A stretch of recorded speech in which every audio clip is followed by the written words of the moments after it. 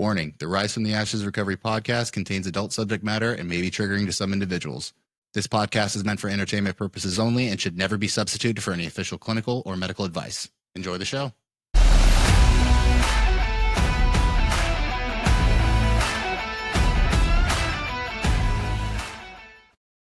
All right. Stephanie, thank you very much for joining me. I appreciate it. Yeah, of course. Sorry, my Mac in the background hasn't been working, so you guys got my kitchen in the background. It's okay. Yeah. It's okay. So before we get into obviously all your work with women and kind of the passion with SunCounty and all this other stuff, obviously you're in recovery, you have your own history. Give me kind of a brief overview of the using/recovery history. Yeah. So I've got 13 years. I don't know. Everyone is always like, give me a little synopsis, and it's hard to like hit all the synopsises, right? But long story short, grew up in Tacoma, Washington, grew up in a family that like seemed pretty good from the outside, but on the inside, it obviously wasn't. I've done enough work now to I like totally like love and understand both my parents, but at the time it was really hard to kind of digest. A dad, very authoritarian, also sold drugs out of his briefcase that he got caught at his work for. Mom and dad did drugs on the weekends. I'd call them stay up late nights, had no idea what was going on. And then I at a young age though, I could like, I've always had like a pretty strong, like knowing of random stuff. So at a young age, I was very much like, what's going on? Like, this is weird. They'd lock themselves in the bathroom for a really long time, for hours. And I was just like, okay, cool. I can stay up as late as I want and drink Slurpees. Right. So, I mean, I figured it out long down the road. And from then on, I kind of started to feel kind of disconnected to them, not emotionally safe, all of that fun stuff. But also just like looking back, it prepared an environment for me where like, you don't talk about what's happening. You kind of just do what you need to do and just kind of keep it pushing. Right. So normal, I mean, for the most part, besides that, like normal upbringing, did well in school, played sports. I have a brother. Started dabbling in substance use around 12 years old, started smoking weed and cigarettes. Then high school, it escalated. Well, I started drinking. I drank for my first time in middle school, but it was the weirdest thing. Like I went to a party and they were all drinking wine and I drank wine, but I don't remember getting drunk. It was the weirdest feeling.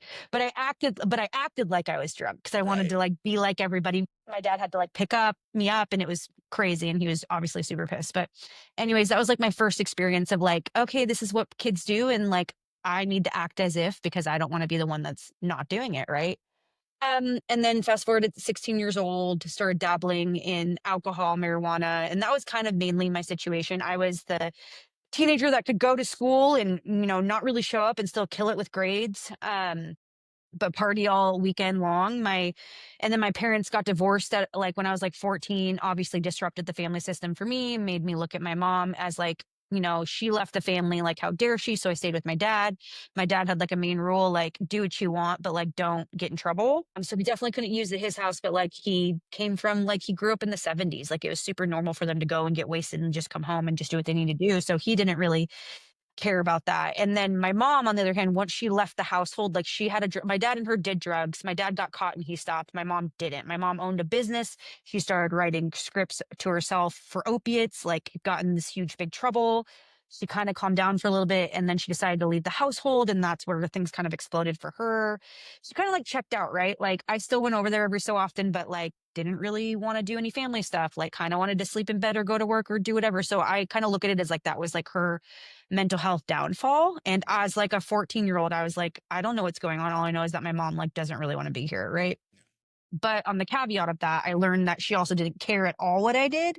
And she would let me come over with my friends and party all the time. So I grew up being like, oh, dad's like the stability guy. Definitely can't talk to him about emotions though, because he's fucking scary. But like, but he can take care of me and he's okay with me partying. I just can't, like, I gotta be home at curfew and not do anything that's gonna rock the boat.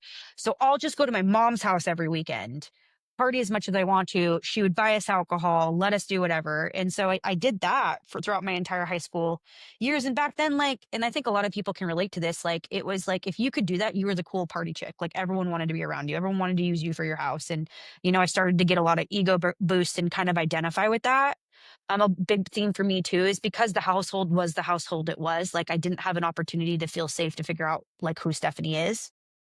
So you just gravitate towards things, right? So that was kind of how it went. Got into my first relationship with like an older guy who was super dominating, obviously an unhealthy, toxic relationship, but I didn't know any better.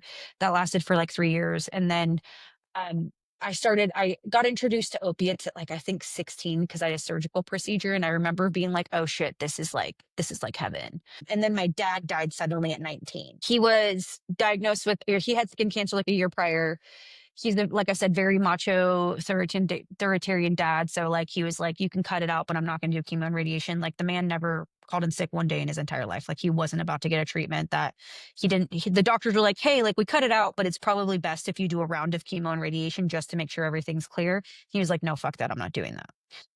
So a year later, like I remember it like it was yesterday. My stepmom like knocked on the door. I was hungover as shit from the night before. And I like look at her with one eye open. She's like, you need to get up right now. Your dad's in the hospital. And I'm like, what? What's going on? My dad never gets sick. So I'm not thinking anything of it. And then I get there and it's just like, bam, you get hit with the worst news possible, right? Like he went in, he was on a business trip. He felt like he ate a bad piece of bacon because his stomach was hurting. So he went into the ER and the skin cancer basically grew in his stomach with like a huge, all these tumors. And Oh, he had like, shit. he had like 4 days to live. So yeah, so basically I was living a life that I thought I was unstoppable at and like everything was great in my mind. And then bam, let's flip the fucking lid on Stephanie, right? And I had no coping skills back then. So back then, my coping skill, when I found this out, I left the hospital and I went to Canada with a bunch of friends like that day. Nice. Yeah. Absolutely. Yeah. Right. Like this isn't happening. I'm going to escape. And like, thankfully, like my family was calling me the whole way there, obviously. And then finally I pick up the phone from my cousin and she's like, you need to get the hell down here. You're going to be so pissed if you're gone when your dad passes away. So I was like, you know what?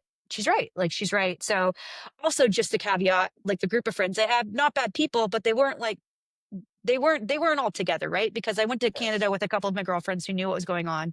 When I was like, hey guys, I gotta, obviously my dad is dying. I need to go back home. Right. They're like, okay, cool, see you later, and pushed me on a bus. And so I took a Jesus. bus for an 8-hour ride all the way back to Tacoma, Washington.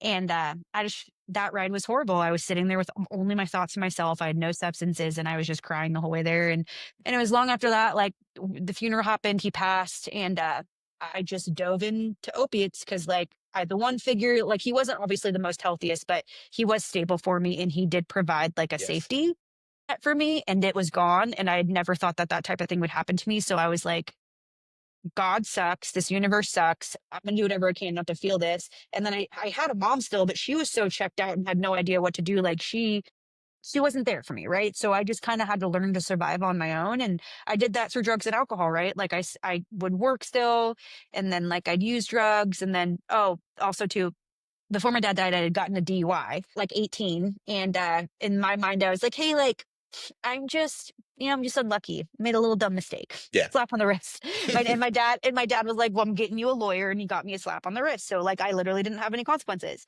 So after dad died, obviously increased the using and opiates became more prevalent. I was still just taking painkillers here and there, more drinking and smoking weed, but I got a second DUI within the same year. And I was on probation after that. And I had to go to drug and alcohol classes in the small little IOP in Washington, which is so different than California. It's this like one room where they put TV, like videos on for you all day. And Oh, yeah. that's it. Like, that's it. That's all you get. Right. And I remember like I was like, I'll stop using pills, but like I want to drink still. And like I couldn't do that. I started using enough pills where I needed like them at least every other day. And I got popped on a drug screen and my counselor like was like, hey, you're dirty. Your probation officer is going to want to know what's going on. You're going to go to jail or you can go to rehab. And I think I was 21, 22 at that time. And I was like, all right, I'll go to rehab. I don't want to go to jail again. Like, so they Right. sent me to an all women's facility. Imagine that. I went to an all women's 28-day program that was very just substance use based. Like they hammered in the 12 steps. You never even got a therapy session. It was all case management. Great program. Like it was really well known in Washington for like women with substance use, and they had like waiting lists. But like I just got in there and I was like, I got to do my time. I'm really fucking bored. I would cause chaos. Like I was obviously sober, but like I'd like steal shit and put it in a girl's room just to like see what would happen. I would like, you know what I mean? Like I'd like trip someone and like walk away because I was so bored. Also started smoking cigarettes then. Yep. So because that's all you can do. So Exactly. I did my time there, and I actually they took us to meetings, so I started to get it like a little seed in my head, and I was like, okay, like I've learned some stuff, and I definitely don't want to do opiates for sure, and I will. Like I got out like in the middle of January, and my birthday's in February, so I was like, I will stay sober off of alcohol till my birthday. That's a goal. So I did that, and on my birthday, my mom was the first person to open a big bottle of wine with me, and, I was able to drink casually for, like, 3 months, and casually, I mean, like, not picking up hard drugs. I was still getting wasted on the weekends, like, blacking out, crying at the end of the night, like, not pretty, like, not manageable at all. And then after 3 months, I remember I was digging in my car, cleaning it out, and, like, all like, I wasn't even thinking about it, and, like, I saw a little Percocet on the floor, and I popped it in my mouth before I could even think twice. Like, it wasn't even a rational thought, it was just a reflex. So I really, like, I can relate to, like, if you're not working on yourself, like, your disease is just waiting to crack open the gate, like, it needs just one opening, you know? I mean, after that, it was super downhill, like, I mean, it just progressed to, like, using every day, spending like $800 a day on pills until I couldn't afford that. Then I started shooting up heroin. Thankfully, my heroin usage and shooting up only lasted 3 months until I went to rehab again. That was pre No, fentanyl as well. yeah, thank God. It was pre-fentanyl and pre like anyone knowing that insurance cards could be used like credit cards, right? So like I remember it was pre-fentanyl and like I think I overdosed like once or twice, but nothing crazy. Like I would wake up in like 10 minutes or whatever. Nothing to where like I had to go to the hospital or whatnot. But yeah, like I'm so grateful. And when everyone asks me, I'm like, I'm so glad I only used needles for 3 months. Who fucking knows how bad it could have gotten? Yeah, seriously. Yeah, one day I was like, I couldn't even hold a bartending job because like I couldn't stop being like in withdrawal there because I'd run out, go into withdrawal for like a day, then find something, right?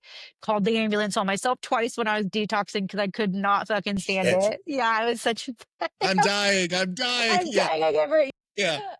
and like my poor mom had like she had a drug addiction too. Like she used cocaine, and I always resented her for that because I knew at a young age that was her drug of choice, and I knew she was choosing the drugs over me all the time, right? Like as we do. So when I started getting high, I would use it against her and be like, "I get to get high if you get to get high," and so we would have this like a meshed relationship. And she hated it, but she knew she couldn't do anything about it because she knew it like she felt so guilty about what she Yes. like couldn't stop doing herself. But however, so we'd have this like back and forth relationship. She'd give me some of her medications for detoxing, like it was just sick. And then one day I was just like, I woke up, I was like, probably like, I'm 5'6", like a healthy weight. Like I was probably like a buck 10 maybe back then, maybe soaking wet. Like had no money, went through all of my dad's inheritance. I had my probation officer looking for me, couldn't hold a job down, definitely didn't have a driver's license. And I was just like, I looked in the mirror one day and like I always talk about I think this was like my first like spiritual awakening or God shot, and I just felt like I don't know if it was like a I don't think it was a voice, it was just like a knowing, like I said, and like you are not meant to live like this. Like something needs to change. And like from that day I went to my mom and I was like as much as like we had such a gnarly relationship and I do feel like in the past there were some things that definitely hurt me. She was the person who was like, I will go and pull out money out of my retirement fund to send you to treatment. And so she did that because back then, insurance didn't get you a whole lot. No, it did not. So cash pay everything, right? So Hmm. I got sent I was like, I just don't want to be here. Like we've tried here. If I come back here, I just don't think I'll have that much success. And I was like, and I hate the rain, so send me somewhere warm. Florida's too far. We'll do California. Yes. Oh, my mom Googled the first place. She talked to the owner and sent me out here to California to a treatment center called Hope by the Sea, which some people know. And honestly, like I got off the plane and I know this isn't everyone's story, but for me, it is mine. I just felt a sense of relief. Like the morning before, I stayed the night at my drug dealer's. I did my last little bit of dope, got on the plane. And when I got off the plane, I felt like just relief, like anxiety had lifted. And I don't really know why. It should have been really rampant, but it wasn't. Went through my detox. Detox was a little rough for me, but I got through it in a couple days and felt fine. And just kind of like, I don't know, man, like I got here and like everyone was really fucking nice. I went to my case manager's office like the third day here and she had a very solid session with me and I just looked at her and I started crying and she hugged me for 10 minutes. And like I hadn't been hugged like that in God knows how long, right? Like my therapist really like dug into me and was like, why do you think this like I got I got the comfort and the support and the love I hadn't gotten in a really long time. Yes. And I was surrounded by a lot of people who really wanted this and were like seeing like that they were happy and things were getting better for them. And the sunshine in January really made a difference. Yep. Absolutely. 100%. Yeah. So I remember getting here and I was like, I'm just going to stay for 30 days. Like I can do 30 days and then I'm going to go back home. And then like after like 2 weeks, I was kind of like, can't I like having all these realizations and like they took us to meetings and meetings are so different out here. Meetings are great in Washington too. I also just think I wasn't ready, but like the recovery out here is so good. Like it's so good. And so they'd take us to meetings and I'd meet really cool people and talk to them and everyone just seemed like so connected. And I was like, I don't want to leave anytime soon. Like I need to do what I need to do to stay out here. And I think what the icing on the cake was like my mom. tried to come and visit me, and she was obviously still using, so she flew out here, and she struggles with mental health too. That's a big part of why like I do mental health now too, is she was bipolar. So she'd have really crazy up and downs, and she'd got here and she had a crazy up and down, and they had a drug tester before she came and visited me. She popped dirty, so they didn't let me leave off site without her, which was obviously devastating. But after that, I was like, what am I going to do? Like, we can't afford another month of treatment. Like, but I definitely can't go home. Like, they all know my mom's a drug addict. Uh-huh. Um, and that center scholarshiped me. So they decided to scholarship me for another 30 days, which was like a huge blessing. 100%. And after that, like, like I talk about treatment was a really good foundation for me. It taught me a lot of inner work that I need to, like, it took me to the starting line.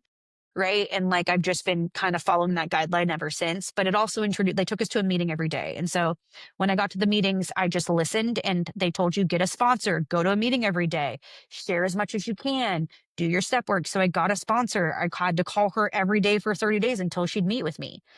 And then once I took and I started looking at things as like, oh, this is like divine blessings. Like, I got scholarship. Cool. Okay. I'm going to be an IOP next month. They're going to scholarship my IOP, but I need to pay for sober living rent. I'm going to go home and sell my car. That's worth like $2,000. That'll pay for 1 month of sober living rent. So I did that. I was really willing to do whatever it took. And from that point, like, I remember I was looking for jobs because I was like, I'm going to make it work out here. I love it out here. Like, I got to make it work. I feel great. And I would apply to all these bartending jobs, and everyone kept shooting me down because that was the only like past history of work I really had that would make me be able to live out here. And I remember I was about to go on my last interview, and the owner of the treatment center was like, hey, like, you should just be a house manager. I have an opening right now. And I was like, sold, thank God. Like, so yeah, so I managed a sober living for 2 years, which I always tell people. That's why I'm super big on aftercare and sober living. Like, the first round of treatment is great, but like, if I didn't have structure and accountability, at least for the first year, I don't know if I could have made it. Like, it creates routines and Yes. like just different synapses in your brain. So like, it makes living life on recovery's terms a lot easier when you're out in the free world. Right. So I had that. I worked there for like 2 years, and I just built a support system, and I worked the steps, and I built off of that. And I've definitely had so many different life events come in my recovery, and I've stayed clean through them because I think of that foundation I built. And just the like I said, the community is so important to me. Community is huge. If you don't feel connected within a system and feel like heard and supported, like, that's a huge piece that's missing, and you'll need that. So I did everything I could to build that, and I still do today. Yes. So that's kind of how we got to where we No, I got. love it. I love it. And I love how you mentioned about how rehab is one of those things that more or less you get out what you put in. If you go in and you're ready and you do everything, these places love to help people. They love to do whatever they can. But then, as obviously, as you know, right, if that's not where you're at, we don't always have the same experience. And same thing when you talk about the sober living and stuff, right? Because no matter how good a treatment center is, no matter how hard they try, we're bringing in a lifetime's worth of stuff that just cannot be unpacked in 30, 60, 90 days. It just can't. Correct. You know, Correct. and it's Yeah. a lot. And it's interesting because regardless of whether you agree with the whole 12 step, whatever thing, most people agree treatment can't last forever. I got to be involved with something. What the hell am I going to do? And like you said, those structures between the titration of levels of care do provide a good framework if you are doing everything you need to grow and expand. Yeah. Yeah. I firmly believe that. I think it's just like, I just took suggestion of, like, I saw people, and I really like respected the lives they're living, and they told me how they did it. And I just followed suit and figured out what worked for me. Exactly. But it takes grit, and it takes like resiliency, and it takes like not letting your mind take over in the really like scary parts, right? You've got to, I tell my clients this, I was like, you got to want it more than you don't want your comfortability, if that makes Yes. sense. Like, you got to want it. You got to be willing to be uncomfortable if you want that reward. Yes. So, and I think that's the hard part for most people, because uncomfortability is hard. It's hard. Now, transitioning into the more women specific care and issues and things like that, because when I was working in the treatment field, you always had the men's side and the women's side. And I remember that the women's side always had particular challenges that I remember hearing about on the men's side and been like, oh man, that just sounds insane Yeah. to be able to deal with on a regular basis. So for you to voluntarily say, that's my thing, I'm going to go Yeah. in. Well, let's give you some back history to that. Yeah. So I grew up in the treatment world. I got clean here, obviously, and then I just fell into working, and I've just been working my way to where I'm at today. I'm like a lot of regular people who are in recovery. Like you get a huge blessing, people love and cared on you and gave you a chance, and you just want to do the same thing. And I always tell clients, because you get a lot of clients who are like, yeah, I want to do and do what you want to do. And I'm like, hey, like figure out what works for you. That could mean like you're just sponsoring a bunch of women in the program, like you're giving back in some capacity. Not saying it's not for you. I just firmly believe not everyone is made for it, because it's a lot. It's a very big, it's a stressful industry. It's very rewarding. I don't want to take away from that, but like I don't want everyone to want to come in here, because you have to be able to handle a lot of different people's mindsets and emotions, and you got to be able to balance that. So with that being said, like I worked in the industry. I started out like just as like billing and intake and a house manager. And then I went to admissions and learned I was really good on the phones and just being able to connect with clients and selling programs. So I did that for a couple years.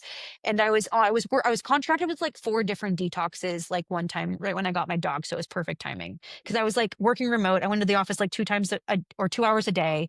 And like I could spend a lot of time from him and just like do pre-screens and all that stuff. However, like I got really bored after a year, because I was like, okay, like this is comfortable and this is great, but also a gift of recovery has taught me that like if I'm not growing, I'm dying.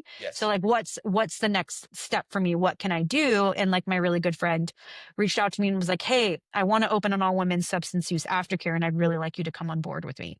Okay. And so I did that with her probably like 8 years ago. So it wasn't my idea to do all women. I was just like, hell yeah. Fuck yeah, let's do this for all women. That's a really good idea. It hadn't really been created yet. I think they had like 1 or 2 in Southern California, but not super well known. Right. And so I helped her, like, she was the main owner, but I helped her like build guidelines and protocols. And I was mainly supposed to do business development and admissions. And Okay. I did that a little bit. And we did that for a couple of years. And then it kind of just things shifted. People got let go, all that stuff. And I went to school for counseling too when I started doing the sober living gig. So I got my counseling certification. Gotcha. And so I just kind of navigated and gravitated towards a program director role in that position. I noticed that like when I talked with women, they eased up. When I talked with women, they felt safe to cry. When I sat there and was able to hear what was going on and reframe it for them, I think a lot of people in this industry, probably much like yourself, like when you're talking to someone, you can kind of envision what they need and what they need to hear in that moment and what's going to like direct them and navigate them. I had that quality with women. It just naturally came to me, which is great, but it's a lot on some days. So, what I did experience there, so I took the opportunity, because it was obviously something I'd never done and I wanted to experience, and I knew it was going to allow a lot of growth. What I found in that opportunity was talents that I didn't know I had and gifts that I didn't know I had. And the rewards from working in that job, like I remember, because the cool part for me, which I love all treatment, I wouldn't be here without treatment, right? Like I love recovery in general, but aftercare, like working in an aftercare setting after that and watching clients where rubber meets the road, which is at 90 days, which is at 6 months, which is at 5 months, when they have their first breakup or their first relationship, when they learn how to have cash in their pocket and not blow it all away, when they learn that they can get a job or not get a job, when they're trying to get their driver's license back, right? Like all of these life issues that happened, and I was able to be there and watch them walk through it in a safe environment and have them actually use the skills that they were taught. That's a profound feeling for me. Like Absolutely. that's profound to watch them. And not obviously not everyone got it, most people didn't, but the ones that did, like that was worth the sweat and the tears and like the late night phone calls and all of that stuff. And I always say too, like it's not that I would never work in men's treatment. I'm just obviously a woman. So, well, no, obviously I am a woman. Hey, it's But 2025. You never know yeah, anymore, that's right? what I was like, I gotta identify. But I can relate with the issues that come along with women. And like, I got clean in a co-ed environment. It was great for me. I did well in the co-ed environment because I wanted to. I Yes. firmly believe that. However, I came in here just like a lot of women with a lot of relationship issues and a lot of codependency issues and a lot of self-esteem issues. And for me, because it's not that I didn't get good work done in treatment, but if it was all women, I probably would have gotten a lot deeper work done, because my relationship issues came to bite me in the ass probably 3 to 4 years down the road, because I didn't identify them or work on them then. In treatment, like I did work on myself, but like I had crushes on like 4 different dudes. I almost snuck out like twice with 2 of them. Like in IOP, it was like, yeah, I'm going IOP, but I'm going to go. And like I got a boyfriend within my first 90 days in treatment. And like, who knows if they knew about it? I don't know. I didn't get kicked out, thankfully.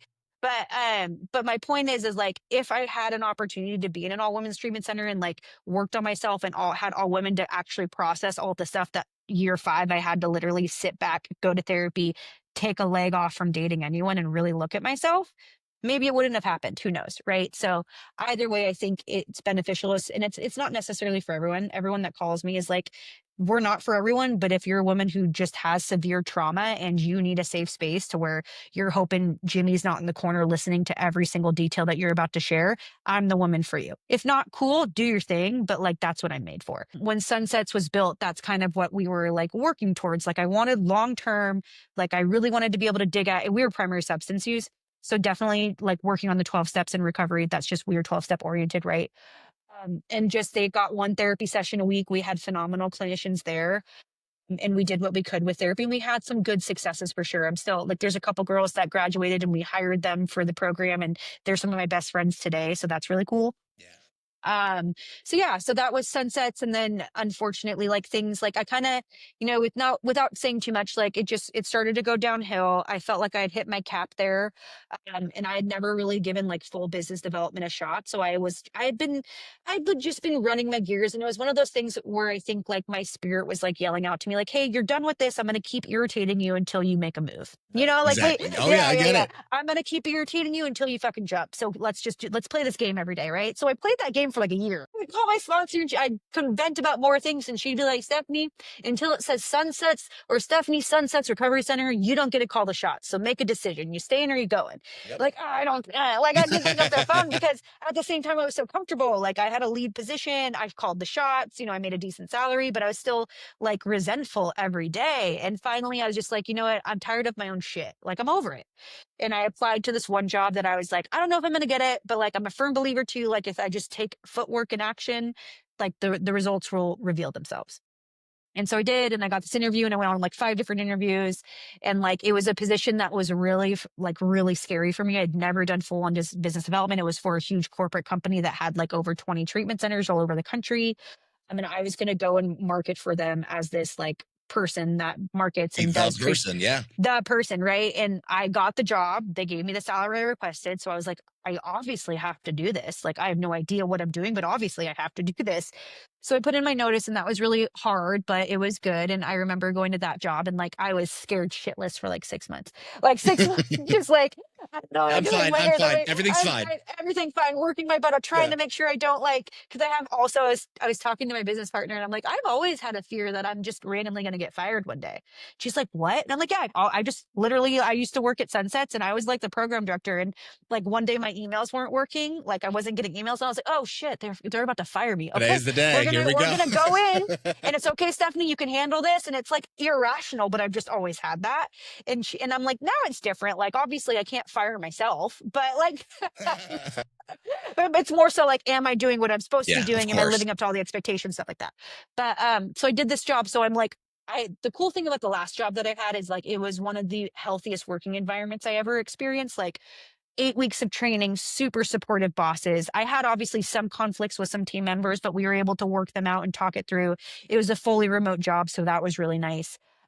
And I learned, like, I gained a new skill set. I learned how to talk to like nurses and psychiatrists and clinicians, and really learn how to hone in what they need and how I can like benefit them. And I got to go to a lot of cool events. Like I missed a lot of business development. You go to like marketing lunches and dinners, you host all of these things, and you get to know people, and your job is literally to hang out and make friends. Like it was the coolest experience, right? And I got really good at it. I got really good at it. I got like top salesman of my county for like 3 months in a row. I got like 2 awards there. Like it was killer. And what that job did for me too is they sent me all over the country so I could meet other programs and our programs. And I learned a lot about clinical trauma work, not personally, but like how people treat it. What's the curriculum about? Like what type of cases? Like how do you do all that stuff? And it made me realize like there's not I just don't know a lot of good like long-term trauma places. Like in my mind, I was like, Sunsets would have been fucking fabulous if we could have offered this much, right? Right. Exactly. And the one thing about Sunsets was like, I loved our program. I think we definitely did really great work for a really long time. But and I could never really, I'm not a therapist. I always like to make that everyone like thinks I'm a therapist. I'm not. I talk like I am, but I'm not educated like that. I leave that to my clinical director. But like, I do know how to like talk the lingo and can kind of navigate what Yes. works. And with sunsets, I was kind of like, I wish we could take more higher acuity ladies, because I feel like if we could add a little bit more trauma work in, we could really make some groundbreaking shit Yes. happen, right? And so when I was at my previous job, like I was thinking about that, and like honestly, like as much as fun as that job was, there was a huge part of me that missed one-on-one client care. Like I don't know if you can relate to this, but like being in this industry can be like taxing. It can be super rewarding, but it's very fast paced and it's very stressful. 100%. And Yep. if I don't have a client in front of me like every so often where I can see like true magic happen, I just feel like it doesn't mean anything. Well, I'd argue from a 12-step lens, right? Because you get used to working with other people and seeing that reward and all, and seeing the light turn on people's eyes. And, whether you do or do not agree with 12 steps, I think everyone can agree helping somebody else, watching them get well is a beautiful thing to see. So then when you go in the treatment field, you naturally want that same awesome feeling. But with the treatment field comes all the crap along with it, the business development stuff, the insurance nonsense, dealing with the families, all the bureaucratic nonsense.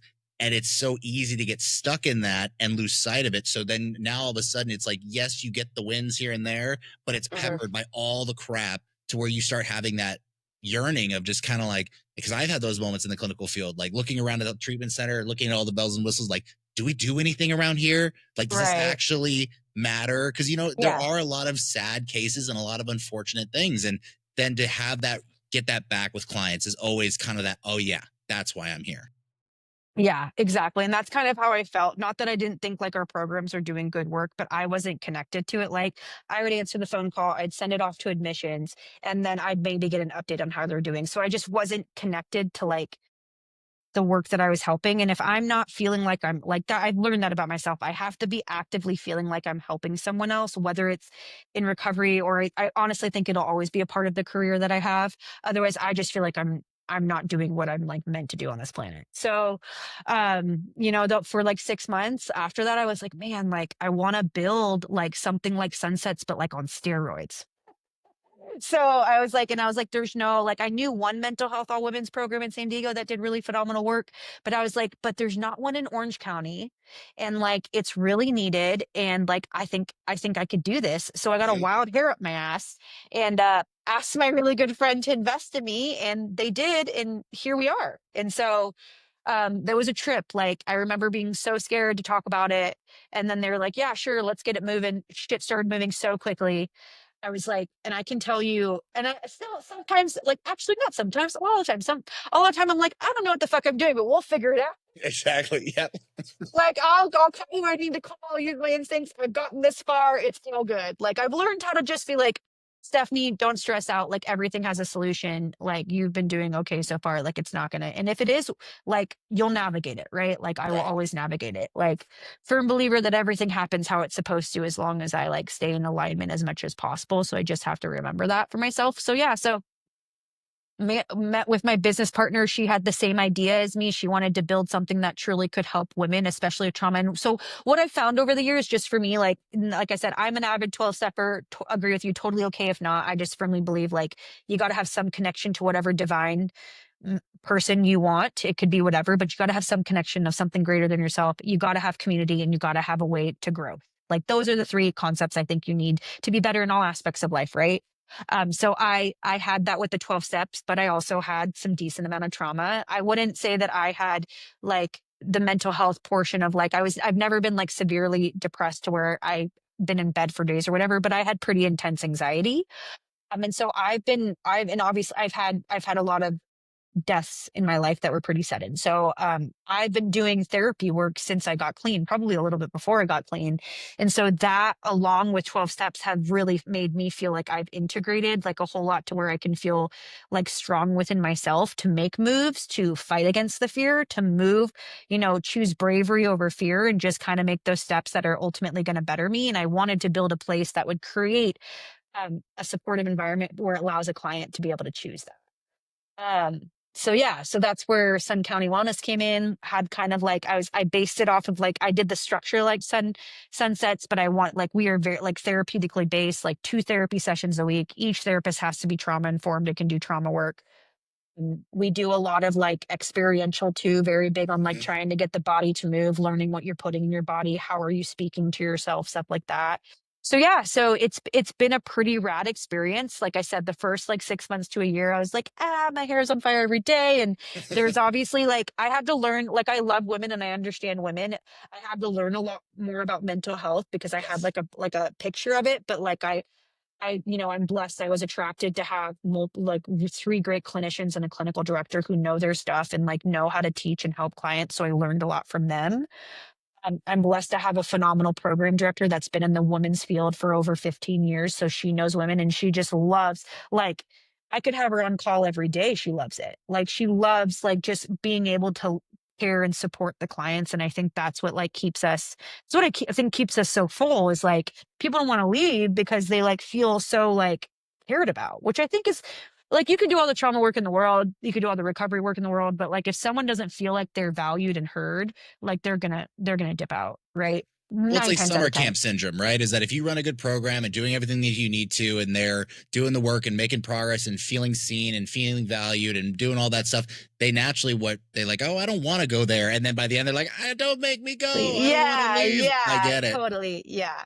Yeah. So yeah, I mean, I don't know. I look back and I'm just like, I feel like I definitely needed to make this. Like we've only been open a little over a year, but we've already grown like 8 more clients in census. We'll probably grow in the next like year or so. I don't want to get too big because the small is like super, it's really important, like especially for women. And just speaking, like I know you're like, tell me about women, but like what I know about us is like we and I don't know that much about, I mean, I do know men, but I haven't treated men, right? But like we will wear every emotional burden on our sleeve in some capacity, right? Whether that's like taking care of someone or like coming in and I just need to scream. So like we provide that for our girls. Like if a girl wants to come in my office and she's having a horrible Tuesday because her husband cut her off on the phone, I let her sit in my office and she screams for 20 minutes. Like if that's what she needs, that's what she needs, right? Absolutely.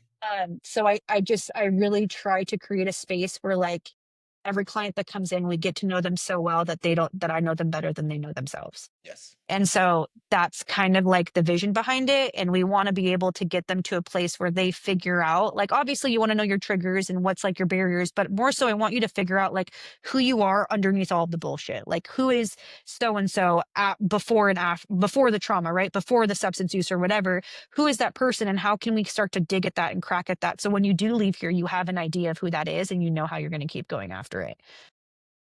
So yeah, that's been our premise and I'm very blessed to have experienced this journey and yeah, I just hope we can still keep helping more women every day. But yeah, it comes with its own bag of tricks. Like women, what I also know too is they needed a lot of attention. So that's also it. Like they get 2 therapy sessions a week. They have their case manager. We have extra staff on hand because one of them usually has a blow up during group. So they need to come talk with us. So it's just they just need to be heard. It could be like huge, like someone just died, or it could be literally like they like stubbed their toe and they just Yeah. need to cry. So they And just need that space. of course. And obviously, whenever we talk about working down here, especially for as long as you've done it, you said about 13 years, I'm coming up on 9, give or take, and I always try to tell people because everyone's always about like data this and data that. And I'm not saying that we speak for people, but when you've been in the industry for a long time, you've seen thousands and thousands of clients come through just being down in the area, right? And we get pretty Yeah. good at seeing patterns and you get pretty good at seeing basically how just general themes, right? So I know you don't speak for all women, and I know obviously you're just been your experience, but generally speaking, what would you say are some of the big differences between women to men when it comes to the recovery process? Ugh, that's a hard one. I honestly think that sometimes women can overthink it. Like I Okay. think that I mean, the difference is like we're meant to be like more emotional. We're wired that way, right? That's why we can have babies and we connect with babies. And so sometimes the emotions can kind of cloud the actual like logical judgment. Um, what I see is like when women do what they are told to do, and not like, hey, do what you're told to do, but like, hey, get a sponsor, do the step work, work on the trauma work. Like I can tell you with mental health, what I've learned is like mental health, yes, it's a completely different ball game, but it's not at the same time. Right. Yes, we have brain chemistry that's in effect, but like we can do all of these things to rewire brain patterns. You just have to be willing to do it. Substance use is a mental health disorder. Their coping skill just looks different than yours, right? Right. So what I always tell women is like, hey, like this is the consequence. Like I just filter like we have a lot of clients that have a history of self-harm and self-harming in our treatment center. And like I treat it like a relapse. Like I honestly do. I like if it happens, great, we're gonna talk about it. I need you to be honest with me. Here's a behavioral contract and we're gonna build a coping skills binder for when you're feeling like this. And you can reach out to me. Just like if you're having a craving and you're about to go over to someone's house where they're gonna have drugs, you need to call me or not make that decision. Right. Same type of scenario. And I was talking to a client about it today, and she's like, "I just don't know if I'm ever going to want to stop." And I'm see that, like, see, that's the thing. Like you're thinking like you have to make a choice, and you need to stop hovering over it. You either want to stop doing this or you don't, and I can't want that for you. Exactly. So it's I would say men sometimes it's if men want to get like I think the difference is like women really I see that they want to get clean more so. That's just what I experience. Like I said, I go to one co-ed meeting and then the rest of the meetings I go I'd to are all agree. women. I'd agree. And men are just like, okay, cool. If I want to do this, I'm like, they just no thought goes out the window. They just follow the suggestion, right? Like women are like, oh my God, I have to call every day, but I'm having anxiety. And like, is this step, like, am I answering the steps right? And like, I like love, and I think too with women, and maybe this is same with men, the love addiction aspect really fucks Yes. people up. And I think that that's the hard part too, is like the moment we take away the coping skill, the next best thing is usually sex and like those feelings. And it's really hard to get someone to say no to that because we're also wired for it too. But I feel like just women fall into that trap a little bit easier sometimes. And that's what can take them out too. But yeah, I think like, I don't know. I'd like from your experience, do you think that men get clean or sober easier or recovery easier? Honestly, it's apples and oranges because there are some Yeah. areas where, like, okay, I'll take let's take 12 step and sponsorship as an example, just an observation.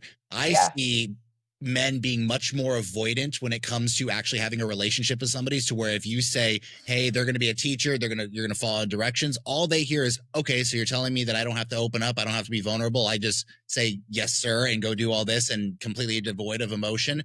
They have no problem doing that. Whereas I Yeah. see with women, on the other hand, for 12 Yeah. step sponsorships, it actually, they seek more of a friend and more of a personal relationship, to where, at least, I know, obviously, my fiance, and she's in the program, and that's been a challenge with women that she's worked with, is that, there's the whole like friendly and wanting to care, but at the same time, like, we got a job to do here. And so there's a certain amount of like, hey, I'm here to talk to you, but are we doing what we need to?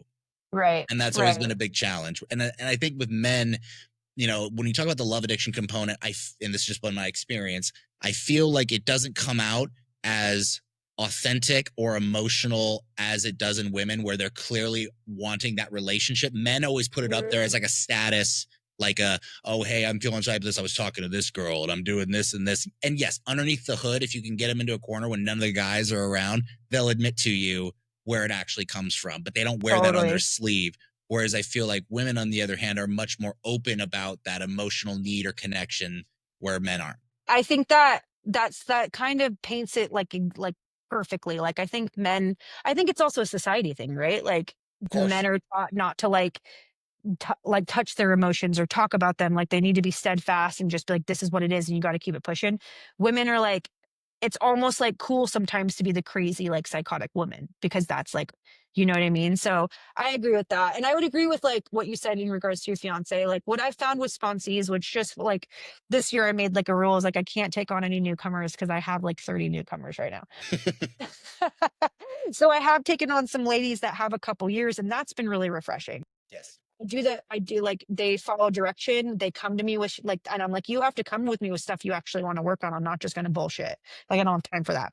So they come to me and they're like ready to work on it. And what I see is like, it's funny, like what they want to work on. And then there's this little part where literally I'm like, your brain won't let you do that. So guess what we have to do? We have to use outside issues. You need to pray. And like the suggestions I'm going to give you, they're going to be really uncomfortable and hard, but you've got to Yes. practice them every day. You have to. Like, that's the only way out.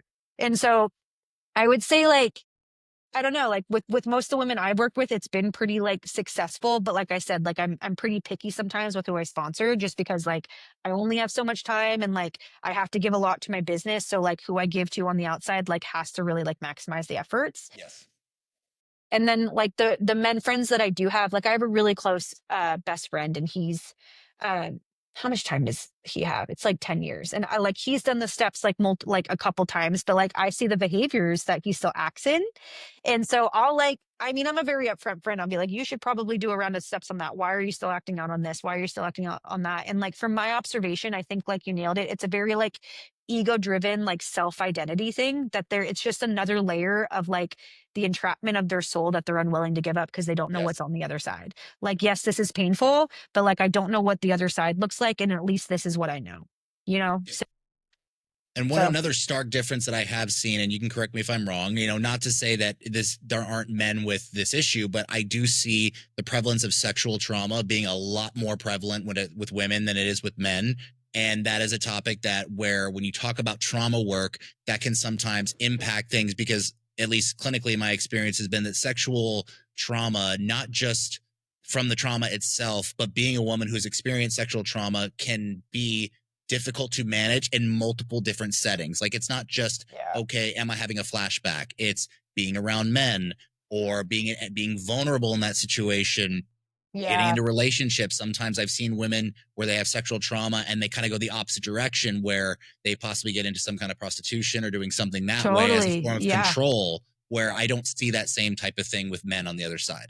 Yeah, no, I wouldn't see it like that. I've never experienced men with like that, but I will validate like with our center, I did have one female who had significant like sexual trauma from multiple abusers, and I couldn't let a man in the building until I front loaded her for 10 minutes. Like, hey, he'll be here in 10 minutes. I'll make sure he doesn't come anywhere near you.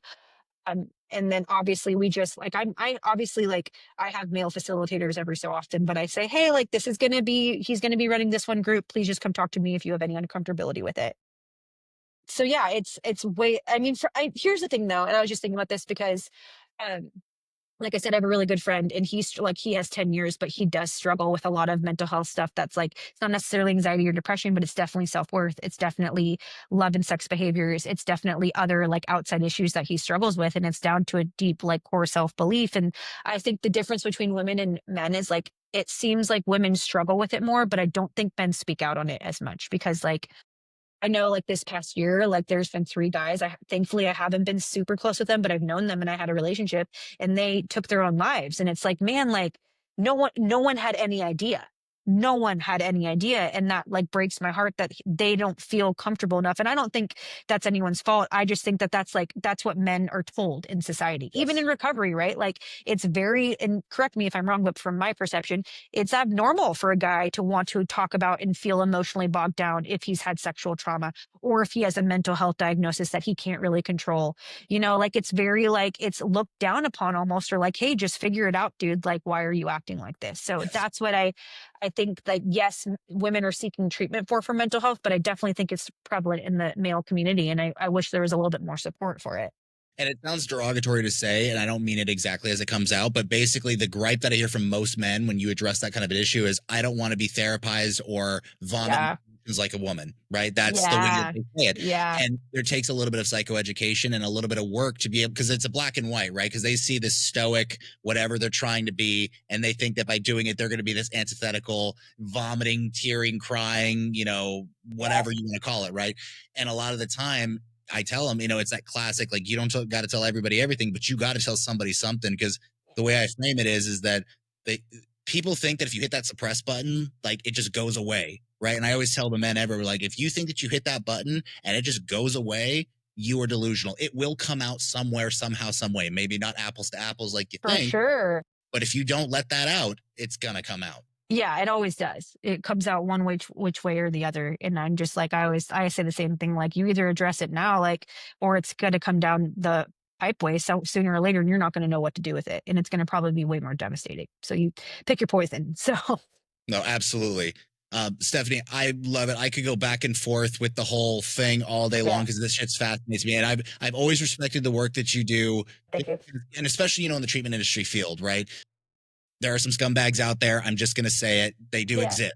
And that's always been a great honor of mine, is that I've always known whatever facilities that you are in, especially when it comes to women, that I could say, hey, I know Stephanie and this is going to be solid over here. Not to mention I've had some people that have, either worked with you or currently work with you. Yeah. That, yeah, it's amazing. Yeah. Thank you. I appreciate that. I just try to, I wake up every day and I just try to put my best foot forward. And I totally believe that whatever's supposed to come to me comes to me. And if my intention every day is just to try to help one person, like everything will be okay. Right. So I just try to align with that. So yeah. Stephanie, I really appreciate it. Thank you so much. Yeah. Thanks so much for this opportunity, Brent. This was Yeah. fun. All right, so hold on. I'm going to push stop, and then it's got to load for a second in the background.